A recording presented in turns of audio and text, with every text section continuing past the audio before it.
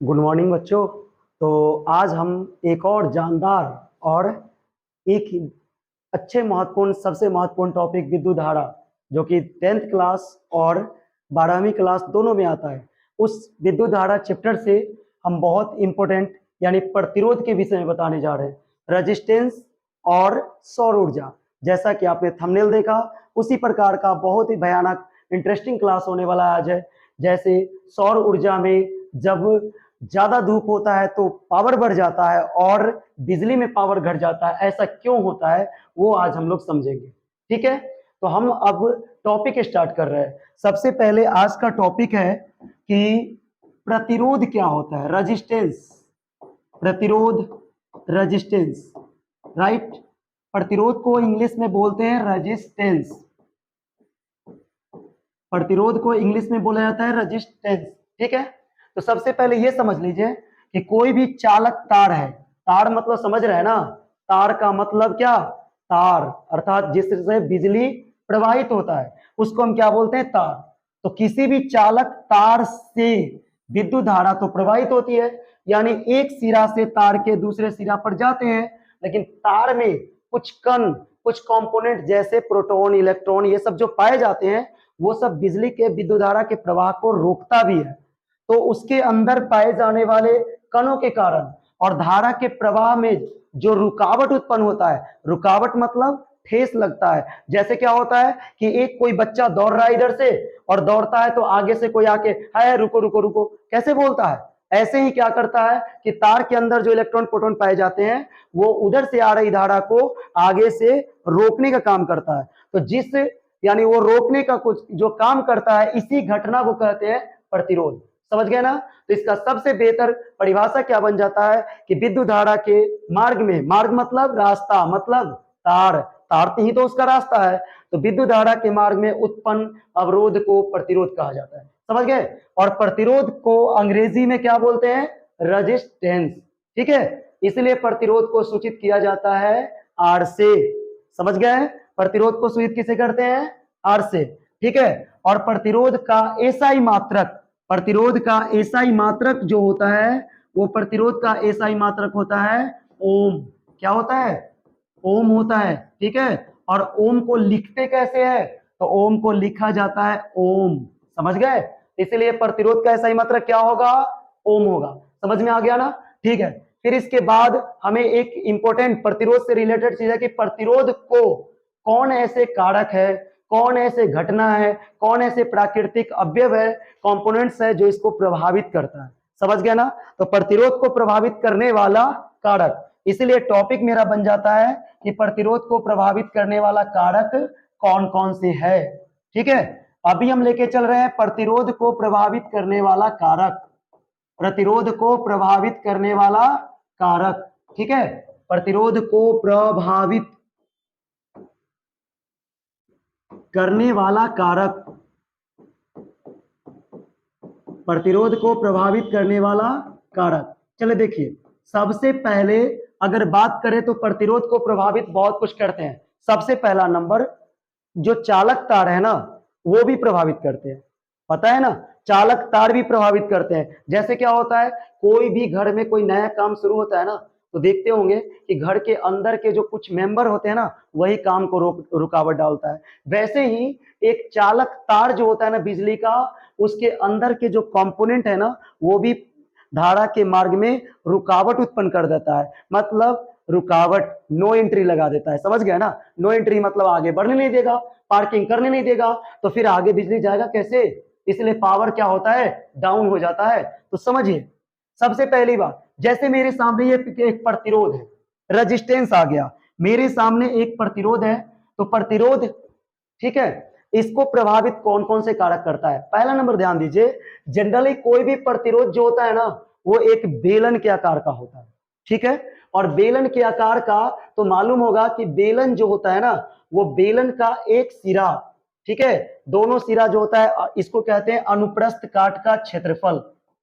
समझ गए, इसे कहा जाता है अनुप्रस्थ काट का क्षेत्रफल। अनुप्रस्थ काट का क्षेत्रफल, बेलन का द्वितीय सिरा जो होता है उसे कहते हैं अनुप्रस्थ काट का क्षेत्रफल। ठीक है, तो ये हो गया मेरा यहाँ पर एक अनुप्रस्थ काट का क्षेत्रफल, और एक इधर हो गया मेरा क्या, अनुप्रस्थ काट का क्षेत्रफल। समझ गए? तो ये अनुप्रस्थ काट का क्षेत्रफल भी हो गया, और ये इसका क्षेत्रफल को सूचित करते हैं ए से, और ए का फॉर्मूला हो जाएगा पाई आर स्क्वायर, क्योंकि मालूम है ना कि मैथ में वृत्त का क्षेत्रफल क्या होता है, pi r square, pi r square. इसलिए पाई आर स्क्वायर हो गया। इसी को हम कह सकते हैं एक और पाई डी स्क्वायर बाई 4, जहां पे डी जो होता है ना वो अनुप्रस्थ काट के क्षेत्रफल का व्यास हो गया, और आर जो हो गया वो त्रिज्या हो गया। ठीक है, तो सबसे पहला जो प्रभावित करता है कारक, वो प्रभावित करने वाला कारक जो होता है वो अनुप्रस्थ काट का क्षेत्र यानी लंबाई, यानी चालक तार का लंबाई, चालक तार का जो लंबाई है वो प्रभावित करता है। ठीक है, जैसे हम एक चीज का लेके चलते हैं, जैसे देखिए कहीं पर एक बैटरी होता है, और बैटरी में दो टर्मिनल, एक हो गया धन टर्मिनल प्लस, और दूसरा हो गया क्या, ऋण टर्मिनल माइनस। तो जब हमें बल्ब जलाना होता है तो क्या करते हैं, एक प्लस तार को जोड़ते हैं और एक क्या, माइनस तार को। लेकिन 12 वोल्ट का बैटरी है और हमें बल्ब जलाना है, आता है ना, मालूम है ना, एलईडी बल्ब। एलईडी बल्ब को क्या कहते हैं गांव में, मालूम है, गोबर गणेश का बल्ब। समझ गए ना, कि जिसको गोबर से भी एनर्जी बना के जो जला लेते हैं, ऐसे बॉल क्या हो गया, ऐसे बॉल की क्षमता पावर बहुत कम होता है, कम वोल्टेज पर जलता है। मान के चलिए इसको चाहिए 3 वोल्ट और इसको देंगे 12 वोल्ट, तो फिर क्या करेगा, ये मर जाएगा, जल जाएगा, ये बल्ब खराब हो जाएगा, नष्ट हो जाएगा। तो इससे बचाने के लिए हम इसके धारा के मार्ग में प्लस वाले स्रोत में क्या करते हैं, एक रेजिस्टेंस को जोड़ते हैं, मतलब बीच में इसको काट के यहां से तार को हटाएंगे और एक रेजिस्टेंस को जोड़ेंगे। लेकिन रेजिस्टेंस जो जोड़ते हैं वो सदैव बल्ब के पास, प्रैक्टिकल में आप लोग को मालूम है, जोड़ के देख चुके होंगे कि कहां जोड़ते हैं, बल्ब के पास। बल्ब के पास क्यों जोड़ते हैं ये मालूम है, बल्ब के पास इसलिए जोड़ते हैं कि अगर रेजिस्टेंस को यहां जोड़ते और इसके बाद तार जोड़ते तो तार के कारण से तार का के अंदर जो कंपोनेंट है उसका भी अपना कुछ प्रतिरोध होता है, तो वो भी रोकेगा, इसलिए रेजिस्टेंस जलकर नष्ट हो जाएगा, जिसको कहते हैं रेजिस्टेंस भक्कटा हो जाएगा। समझे, यानी जिसे क्या कहते हैं, खत्म हो जाना, रेजिस्टेंस खत्म हो जाना। इसलिए रेजिस्टेंस को कहां जोड़ा जाता है, तो बल्ब के नजदीक, अर्थात लंबाई पर निर्भर करता है। इसलिए कहा जाता है कि चालक तार का प्रतिरोध, चालक तार का प्रतिरोध लंबाई के सीधे समानुपाती होता है। समझ गए ना, वीडियो को पॉज करके लिख लीजिएगा इसका डिफिनेशन रूल, चालक तार का प्रतिरोध चालक तार के लंबाई के सीधे समानुपाती होता है। सीधे समानुपाती क्यों बोले, क्योंकि लंबाई बढ़ाएंगे तो प्रतिरोध बढ़ जाएगा, लंबाई घटाएंगे तो प्रतिरोध घट जाएगा। ठीक है, तो हम यहां क्या कर रहे हैं कि इसमें चालक तार का प्रतिरोध, तो लंबाई, प्रतिरोध को सूचित किससे करते हैं, प्रतिरोध को सूचित किससे करते हैं, आर से ना, और प्रतिरोध सीधे सीधे समानुपाती होता है चालक तार के लंबाई के, तो फिर इसको कहेंगे समीकरण नंबर 1। ठीक है, उसके बाद दूसरा पॉइंट आता है, जैसे देखे होंगे कि विद्युत परिपथ में हम एक मोटा तार लेते हैं और मोटा तार को लगाते हैं और एक पतला तार, तो मालूम होगा पहले कौन तार गर्म होता है, पतला वाला ना, मोटा तो गर्म ही नहीं होता है। क्यों, क्योंकि मोटा तार का देखिए ये अनुप्रस्थ काट का क्षेत्रफल ज्यादा बड़ा होता है, तो जिसका अनुप्रस्थ काट का क्षेत्रफल ज्यादा होता है उसका प्रतिरोध कम होता है, और जिसका अनुप्रस्थ काट का क्षेत्रफल कम होता है उसका प्रतिरोध क्या होता है, ज्यादा होता है ना। इसीलिए क्या होता है कि दूसरा जो निर्भर करता है वो अनुप्रस्थ काट के क्षेत्रफल पर। ठीक है, अनुप्रस्थ काट के किस पर, क्षेत्रफल पर, और इसीलिए कहते हैं आर समानुपाती, क्योंकि अभी बताए ना कि जब मोटा तार है तो प्रतिरोध घट गया और पतला तार है तो प्रतिरोध बढ़ जाता है। इसका मतलब है अनुप्रस्थ काट का क्षेत्रफल बढ़ेगा तो प्रतिरोध घटेगा, और जब अनुप्रस्थ काट का क्षेत्रफल घटेगा तो प्रतिरोध क्या होगा, प्रतिरोध बढ़ेगा, अर्थात व्युत्क्रमानुपाती। इसलिए 1/, क्या बोलेंगे, ए, 1/, क्या हो जाएगा, ए हो जाएगा। समझ में आ रहा है ना, 1/, क्या हो गया, ए। इसको कहेंगे समीकरण नंबर 2। समीकरण नंबर कितना हो गया, समझ गए, समीकरण नंबर हो गया 2। अब हमें इसका व्यंजक प्राप्त करना है, तो यहां पे ऐसे लिखते हैं समीकरण 1 एवं समीकरण 1 एवं समीकरण 2 से, समीकरण 1 एवं समीकरण 2 से, तो यहां पे आ जाएगा आर समानुपाती एल बटा में ए, R समानुपाती L बटे A हो गया। और मालूम है फिजिक्स में कि जब हम समानुपाती को बराबर में बदलते हैं तो किसी न किसी कांस्टेंट से गुना करते हैं, है ना, किसी न किसी कांस्टेंट से गुना करते हैं, तो वो कांस्टेंट यहाँ पर रो होता है, यानी जिसे कहते हैं प्रतिरोधकता। क्या कहते हैं? प्रतिरोधकता। इसलिए बोलेंगे जहां ये जो रो है इसको कहते हैं प्रतिरोधकता, और इसी को कहते हैं विशिष्ट प्रतिरोध। चूंकि स्पेशल आ गया ना अभी, इसलिए नाम है इसका विशिष्ट प्रतिरोध भी, और कहते हैं प्रतिरोधकता। समझ गए? तो यहां से निकल गया प्रतिरोधकता का मान। ठीक है, अब बताना है कि इसमें विशिष्ट प्रतिरोध या प्रतिरोधकता का फॉर्मूला क्या आएगा। तो विशिष्ट प्रतिरोध या प्रतिरोधकता का फॉर्मूला देखिए, भाग यानी इसको क्रॉस गुना करना है, तो आर में ए से गुना करेंगे तो आर ए हो जाएगा, और गुना से भाग में जाएगा एल, तो आर ए बटे क्या हो जाएगा? एल। तो ये हुआ विशिष्ट प्रतिरोध या प्रतिरोधकता। और विशिष्ट प्रतिरोध या प्रतिरोधकता का एसआई मात्रक क्या होगा? तो देखिए एसआई मात्रक होगा, इसका देखिए ध्यान से देखना है कि क्या होगा, यानी प्रतिरोधकता का सुपरस्टार, सुपरस्टार समझ में आया ना, मतलब इंपॉर्टेंट एग्जाम के लिए, प्रतिरोधकता, प्रतिरोधकता का एसआई मात्रक, प्रतिरोधकता का एसआई मात्रक, प्रतिरोधकता का एसआई मात्रक क्या होगा? देखिए खुद बनाइए, एकदम झकास, ये देखना है कैसे बनेगा। तो एसआई मात्रक सिंपल है, आर, आर मतलब प्रतिरोध, प्रतिरोध का एसआई मात्रक हो गया ओम, क्षेत्रफल का हो जाएगा मीटर स्क्वायर, और लंबाई का हो जाएगा मीटर। तो एक से एक क्या हो गया? कट गया, इसलिए को क्या कहेंगे? कौन मीटर? ओम मीटर। ठीक है, प्रतिरोधकता का एसआई मात्रक ओम मीटर। अब आ जाइए, हम लोग आ रहे हैं अब सौर पैनल की बात, जो बताए थे सबसे इंटरेस्टिंग चीज, जैसे गर्मी के दिनों में वोल्टेज घट जाता है ना, आप लोग के घर में भी बिजली का वोल्टेज घट जाता होगा, घटता है या नहीं? जब पंखा चलने लगता है ना टिम टिम के, तो मालूम चलता है वोल्टेज कैसे घटता है, झीम झीम के। समझ गए ना? तो यहाँ पे हमको आज ये देखना है कि वोल्टेज घट जाता है लेकिन सोलर पैनल में क्यों बढ़ जाता है। तो देखिए सबसे बेहतर ट्रिक, सबसे इंपॉर्टेंट फॉर्मूला, यहाँ पे हम एक ही चीज बता रहे हैं यहाँ पे कि T4 मान के चले टेम्परेचर, टेम्परेचर मतलब तापमान, ठीक है ना, तापमान, गर्मी को ठंडा को तापमान से मापते हैं, वो टेम्परेचर हो गया T।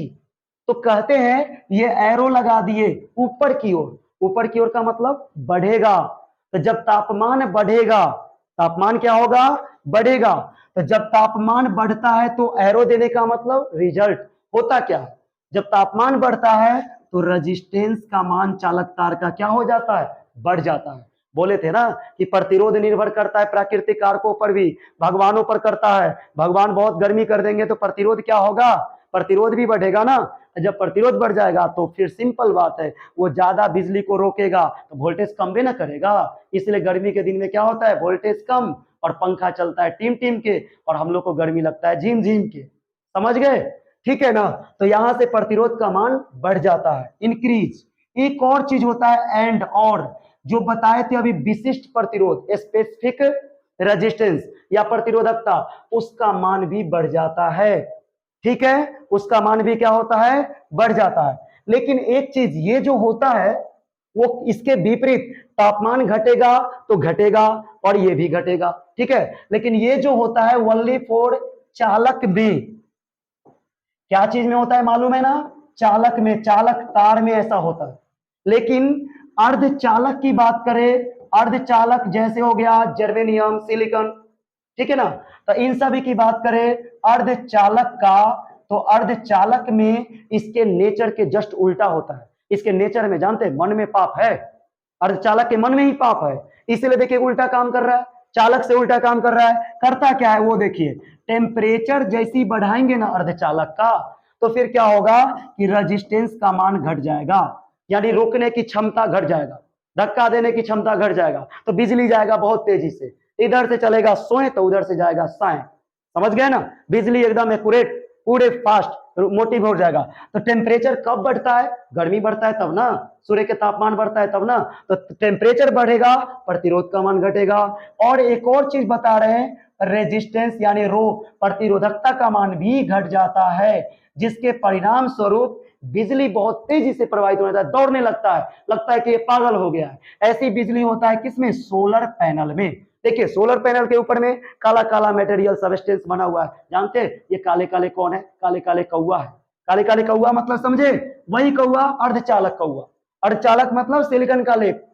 और अर्धचालक लगाता है इसलिए कि ज्यादा गर्मी आएगा ना तो खूब चार्ज होगा, खूब चार्ज होगा, एकदम धकेल के देगा बैटरी को एनर्जी, और धकेल के लेगा बैटरी एनर्जी, या बाद में पंखा चलाएगा रात में एकदम हनहना के।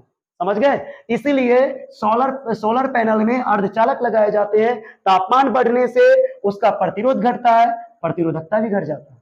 समझ गए? ठीक है, तो आज ये बहुत ही इंपॉर्टेंट टॉपिक, ठीक है, यहाँ पे खत्म हुआ। फिर अगले दिन हम आगे लेकर आएंगे प्रतिरोध का संयोजन और समूहन और उनके व्यंजक। ठीक है, बाय।